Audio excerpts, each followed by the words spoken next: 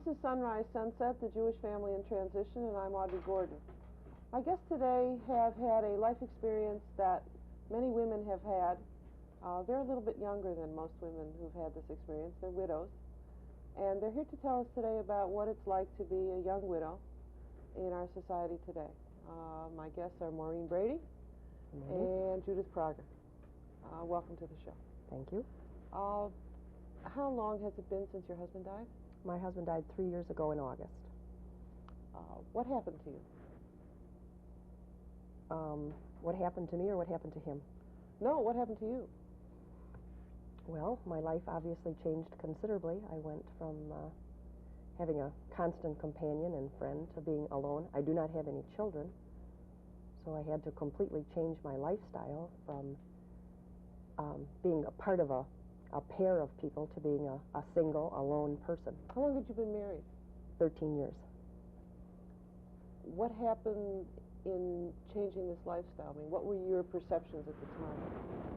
Well, instead of being part of a pair of people, going out with other couples as a unit or two people, when it was time to get ready to go out someplace, you were one person. Oftentimes there were places that you wanted to go or things that you wanted to do, and your constant companion or your partner wasn't there. The sadness or the loneliness, those are sort of obvious things. I think that everybody would understand those, but I think that's the biggest change in lifestyle, is that so many things that you took for granted having another person to do them with, now you have to do them by yourself, or you have to expend the energy to find someone else to do them with. You have to put yourself on the line and go out and say, will you go someplace with me, or will you do something with me? I don't want to do this by myself, where up until this point you just had somebody, you had a built-in partner. Was there a time when you thought that this wasn't fair and you weren't going to make it? I think I always knew that I was going to make it, but I certainly always thought that it wasn't fair. I looked at my friends who are married, friends, relatives, acquaintances who are married, and I look at them and I think they so take this situation for granted that it's not fair, right? And why am I in this situation and they're not?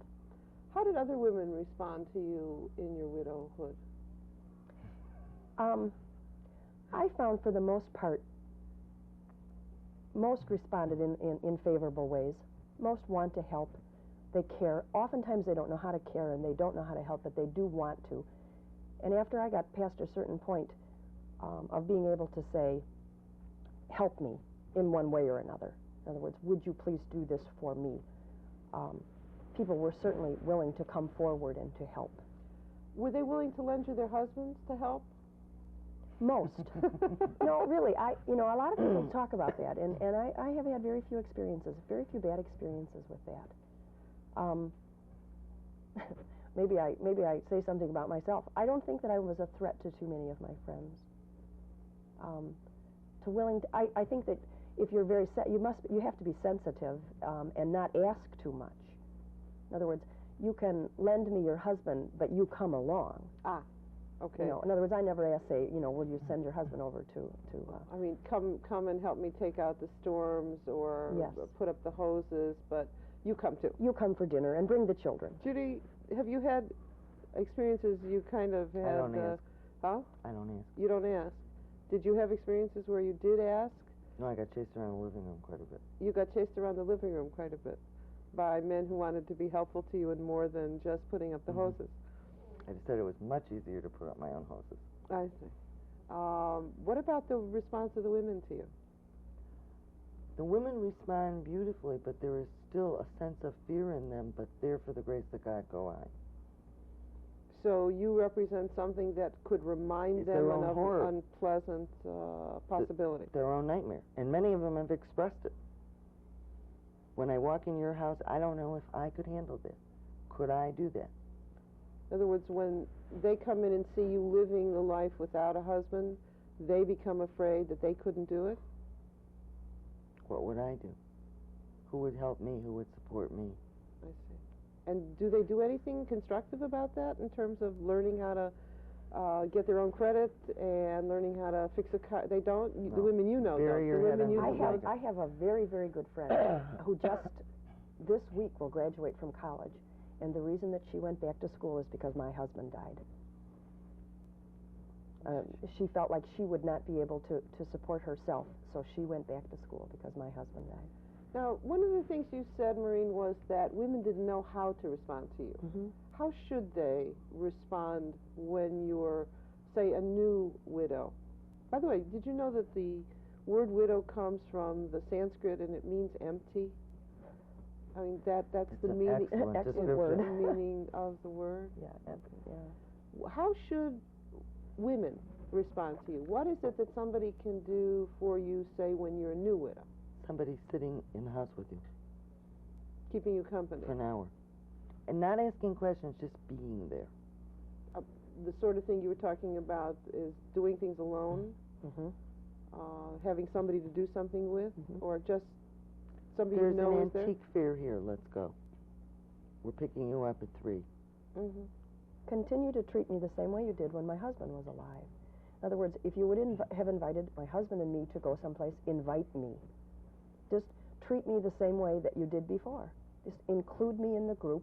I'll gladly come along. I don't feel like a third wheel or a fifth wheel or a seventh wheel. Just invite me to come along. Let me be part of the program.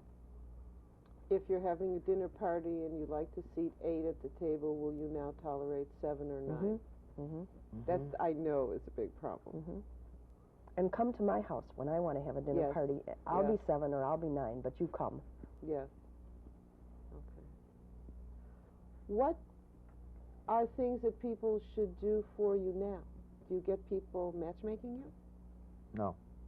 No? No, nobody knows how to handle that. Nobody knows how to handle it. No. How should it be handled, or do you want it? Or, I mean, what is your stance with regard to what you're going to do in your lives in the future? Do you have kids? Yeah, I have one. You I have a one. son. You have a son. Who's how old? 10. And your husband has been dead for 3 years, Mhm. and so he was 7 when his father died. How do you perceive your future? What will be, will be. What does that mean? I'm going to find a career and a place in life, and as far as any relationships, it'll be as it'll be. Okay. I can't create them or stop them. Since you have a child and Maureen doesn't, has the nature of the relationship that you have with your child changed? So, totally. 100%. For good or for bad? Good. How so? I had a spoiled little brat when my husband died. I now have a really neat kid. I wouldn't recommend that people go out there. Right, and do it that way. No, I would not. I agree. But what you're saying is that your needs and your focus changed so that in some way you were able to establish a better parental relationship than you had when his father was around. He was forced to be much more independent. Well, you could have forced them Right, before but you then. didn't. Yes, okay. Now he knows that when I say I'm not going to be home for lunch and I won't be home till 6:30, it's not by choice. That's the way it is, and that he is responsible. And if something is broken, you can't say, I don't know who did it. There's only 2 of us. Oh. If garbage has to be thrown out, Mm-hmm. who are you going to wait for? Isn't that a message for people out there who have kids and there's 2 parents? I mean, we're really talking about the ability of allowing children to grow and be independent, whether there's been a death or not. I mean, your child has been unfortunate and fortunate at the same time. Unfortunate to have lost a father, fortunate that he has been allowed the space to grow and be independent. I mean, today he is totally sensitive to somebody else's needs. In a is he way. also sensitive to his own? Yes. Okay. If he is now capable of saying, I don't want to be with anybody for the next couple hours, I'm going in my room. Okay. He never would have been capable of saying that prior to this. All right. Maureen, you are the president of a group called Young Widows North. Yes. And this is a group of women who have suffered the loss of their husbands at an age under 45, I gather, Yes. is Yes. somewhat of the cutoff. Interesting age to cut off at. I'm curious, we'll talk about that. I didn't have anything to do I with know the you didn't. cutoff I know you age. didn't. How has this group been helpful, and what is it that it does for women like yourself in your position? Well, I think that the things that it did for me, when I first went, my husband had been dead for about 6 months, and I was still at the serious grieving stage. And I went in and I looked around at all of these women, and I realized that they were alive and they were well, and they had some place to go and they had something to do, and that they had a future, and that they laughed. And you saw this all when you went the first time? Maybe I, in retrospect, I was awed by it. I sat there the first time, and I'm a talkative person, and I don't think I said 10 words the whole night. Some of them I thought were pretty silly, which I thought was sort of out of place at a widows group. That everybody ought to be somber Yes. and heavy Yes. and grieving. And I had worn, very somber kinds of clothes, and people came in their blue jeans and their T-shirts, and I thought, what are these people doing here dressed like this? Why aren't they grieving? And the first time I went, I didn't know whether I really wanted to go back. And then I went again and again and again, and I think that the thing that I have learned is that there's a future, that you will laugh, and there are friends. I think that's probably one of the Do you socialize a lot with these people? I mean, do you still maintain your other friendships, or have you become involved so much with the group that this becomes your social reference? I maintain my other friends too. Wouldn't you say that was an important thing to do? Yes, it is. I think that my other friends keep me in the real world. They keep me in the world of families and marriages and the world that's real. Were you able to see women in different stages of grieving, so that it kind of gave you a message that you're not always going to be where you are? I mean, we both talked about the fact that each of you has a 3-year span now of being a widow, and that you seem to be, both of you, in the same place. And I didn't know that before we started. Maybe if we had somebody at the 1 year. Yeah. If somebody was at the 1 year stage and the 2 year stage, and now you're at the 3 year stage, what would be the things that you would be experiencing after a year that are different than what you're experiencing now at 3? At a year, there's still a lot of empty, cold, and really not sure where you're at all. I mean, everything is kind of a haze that's flying overhead. Still at a year? Oh, and you're not aware of. Different people. Some Yes. people that come to this widows group, there's one woman after a month, and she was going out and dating and whatever, and some people after 3 years. I always think that there's the phases that you go to. You stay married you stay married for a while. You're still Mrs. Daniel Brady. Mm-hmm. And then all of a sudden there's something clicks, and then you're a widow. And then you keep that widow. Every once in a while you fade back into being married, but most of the time you're a widow. And then if you're lucky, you go from being a widow to being a single person. You just kind of keep fading back and forth. But it continues to change. Different months you see yourself as a different person, and you see your future in different ways. How do you perceive being different now than you were 2 years ago? A lot of it in my life centers around a child and the kinds of things that you do as a child. You don't have the time span available to you to do a lot of things you would do as a single person. Okay, but your experiences are those of a single parent. Right. You find that it is important for your child to have family. Therefore, you create family among friends, among close friends. You make new friends. Where maybe I had been married for many years, and my friendships were basically established. And How long were you married? 20 years. And you don't really expand your friendship substantially at that point. Well, yes, now, you settled in with something. Right. Now you reach out and you find new situations. Do you find that you make more friendships with single parents now than you did before? Not really. I think it's equal. Okay. I obviously meet more single parents than I ever did before, and I'm aware of them, and I do try. Mm-hmm. You had an experience with the group, which is different than Maureen's experience with the group. I mean, Maureen has obviously gotten a lot of things out of Young Widows North. It's been helpful to you to the point where you've taken some responsibilities for the organization and its value. What happened to you? You told me earlier that you went to a group and it just didn't work out for you. It was a mourning process. What do you mean? The first time I went, everybody was crying together and supporting each other in their crying process. and I found I can't cry in public, and what I really needed was moral support and some practical solutions on how various things have been solved. How do you deal with attorneys that are treating you like a dumb female and ignoring any of your questions? How do you deal with Social Security? How do you deal with income tax returns? You know, give me names at least of people that have dealt with you as an adult rather than as a child, and I'll do it for you, which is not the answer you're looking for. It's a right. nice... You don't want people to say to you, let me do it for you. No, don't fix my toilet. Teach me how to fix my own toilet. Teach me how to... Obviously, this is something you resonate to. Yeah, I mean, it's very frustrating. Don't do my income tax return. Teach me how to do my own so that I can have it totally prepared even if I continue to use your services. I don't intend to walk into you with a shoebox of jumbled records. I need to know what has to be in those records.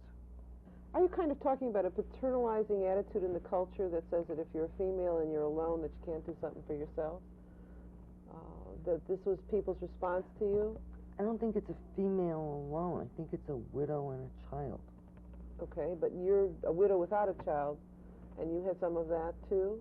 Some of it, but I think that I kind of went in with the idea that I wanted to be taught. I wanted to tell me what I'm supposed to do, not what you're going to do for me. What are some of the things that the widows group has done along this line specifically that you didn't get from the one you went to meet that need? One of our most successful speakers was a gentleman who came from a hardware store. And he came in and he told us how to change the filters on our furnace and how to fix the back of your toilet and how to unsqueak squeaky hinges and all kinds of things. We've had investment counselors come, and some have been good and some have not been good. We've had child psychologists come and talk about child rearing and lawyers. We've had people come and talk about Social Security and different ways. But there's a feeling sometimes. But I think a lot of the women in the group quickly set them straight that we don't want to be talked down to. We're intelligent adults, and we want to learn how to do our own thing. If I can, you went to the group that you went to, whatever it was, twice? Mm-hmm. And what happened the second time? The second time they had an investment, quote, counselor come in to speak to them. And he gave a very intelligent presentation and turned out to be a Dreyfus representative. And when I said to him, I don't have any objections to Dreyfus in any way, shape, or form, what I do object is you came in here generalizing yourself as a, quote, professional investment counselor and are gaining the largest commission of your life in one night. I find that offensive, that you misrepresented. They almost tore me to shreds. The women? Yes. I mean, he was 43 years old, tall, dark, handsome, and wore no wedding ring. If that wasn't a setup, I'm not sure what was. No, I agree with you. I mean, that he was also a very good salesman. Yes, right. I mean, it was. Listen, I know lawyers who wear wedding rings that aren't married. Well, he obviously took his off, but I found it very offensive, and I said so. Mm-hmm. They thought I was outrageous. Okay. Obviously, you were not in a group that was your style. No. Okay. No. It sounds more like Maureen's group might be your style. Might be, yes. And it may have been my original, when I think back, the first night that I went, there was a child psychologist there, Dr. David Miller, you may know him. He's absolutely excellent. He was one of the best, and I don't even have any children. And I just sat there, just, rapt attention listening to this man speak, and it just may have been a real first impression. Every other meeting we have a speaker, so that the next month was just the women to sit around and talk and what's going on and what are you doing and what's happening. Not a morning kind of thing. So that by the time I had gone, and we've had some bad speakers, there's no two ways about it, but maybe my initial contact with it was just good enough, and then by that time you just become friends with enough different people. Would it be appropriate to say that by the time you could bring yourself to attend a meeting of new people, and the same perhaps for you, that you were not at the place where you wanted to sit and cry, because you had already done that? Yeah. And, now is the time to get up and get out of there and look at life and the future, and your group pointed people to the future, and when you first walked in, everybody was crying, and you'd already done enough of that. Yeah. So that one of the things perhaps that is not helpful for groups, support groups for widows, would be to sit and cry. Oh, yes. But to help that person point to the future. You can cry by yourself. That's true. I do a lot of teaching about death and dying and grieving and whatever. And one of the things that I think is important in our society is that it's always comforting to cry with somebody else, not necessarily 20 other people. Okay? Right. Let's make especially strangers. Right, especially strangers. That it's still not as easy for the pain that you feel. If somebody's there to comfort you, I feel that that's the optimum situation. Certainly a lot of people cry alone, but they shouldn't think that they have to cry alone. That people don't want to be with them if they're sad. Because I think most people will, given the opportunity, be with you when you're sad if they know that you're comfortable with that. If you can communicate. Yes? Do you have a problem communicating? Yes. Okay. Yes. What is the problem? It's very hard for me to ever ask for help. Okay. Emotional or physical. Did you learn how? I'm learning. Oh. Taking you 3 years. Right. I'm a very slow learner. It's a very difficult thing for me. Okay. I mean, I would rather try to repair the roof and fall off than ask somebody, would you do me a favor and get up on that ladder? Oh. Particularly since ladders are a terror to me. Okay, so they're the things you need to prove to yourself. And on the other hand, the world's a pretty nice place, and I think people are pretty helpful, just in an ordinary sense. Frequently, though, the few times I have asked, people have been more than glad to say yes, although they never came across. Oh, sorry about that. Maybe need new friends. Maybe. I mean, sometimes we find out who stands up to the test and who does not. What sorts of things helped you the most in terms of your process of getting yourself back on your feet? Was there some philosophy of life? Was there some religious stance? The group, some particular friend, some experience that happened? What helped you the most? I am and have been a practicing Catholic. I went to Catholic schools all my life, and a lot of it you pay lip service to. And I was sort of amazed that a lot of it worked. I think that a lot of the things in my religion, it really did. It played a very important part in the... Those parts of your tradition that were the comforting parts of your tradition came to the fore when you needed them. Right. Right. Which is true for all religious traditions. Right. There's a better place than this, and my husband is there. I mean, that's a very comforting thought. Is it? Did you have a wish to join him initially when he first died? And still sometimes do, and it's not a macabre wish by any means.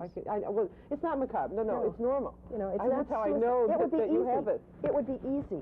You know, it would be a whole lot easier than all the energy that we have to expend trying to figure out what's next. Right. There's also like a little kernel in the back of your head that says that's always a possibility if this really gets too rough. If it gets so rough I could kill myself, you're going to have a harder time because you got a kid. Yes, true, true. You know, because there are things that tie us into life. It's unlikely that, first of all, many widows do not do it. I mean, the dynamic is there, the feeling is there, but it is not a common procedure. Oh, no, I don't think you ever do it. I think it's like a safety valve. Yes, right. In your head. In your head. That says, well, I could always get it. But also there's the whole thing about it just wanting to sleep it away rather than doing something active you do a lot of that. Yourself. Yes, well, that's part of a normal depression, which is I've walked it away. You've suffered a lot. You've walked it away. Exercise. No, I mean, all the police in my town know me. They know that the lady that walks at 3 in the morning, leave her alone. I mean, one night my son had an asthma attack, and he called the police and said, my mommy's walking on the beach. And I was walking down the beach, and I saw the floodlights come over the cliff. And they were yelling, Mrs. Prager, your son's having an asthma attack. We've got him in the car. Oh, okay. And they knew that the lady who walks has a problem and leave her alone. Okay. Somewhat quickly, what has been most helpful for you besides walking? People. Reaching out. Learning to do that for the first time in your life. Yeah. You didn't have to depend on anybody before because your husband was there? No, oddly enough, my husband and I did not depend on each other. We had a very independent relationship. We started going steady at 14, and we grew up together. And I need a whole lot of space to move, and we knew that that was the only way we could function. So I did a lot by myself, and he worked 14, 16 hours a day. So most of my time was my own. So that was not unusual to me. I see. It was only the hours between 12 and 7 in the morning that were unusual. It was getting myself really involved in people instead of being alone. Okay, and you have found that to be helpful to you. Well, at the 3-year mark, would you say that life was okay? And Pretty good. It's pretty good? And that for those people out there who might be at an earlier stage, that they should hang in there, and that they'll make it, but that they need other people to do that? Okay. I want to thank you both today for coming, because you shared something very personal and also something that pains you both. I mean, I have seen tears in both of your eyes at various times. And Maureen Brady, President of Young Widows North, and Judy Prager, lady who's making it on her own. I want to thank you very much for joining us. This is Audrey Gordon for Sunrise Sunset. Thank you very much.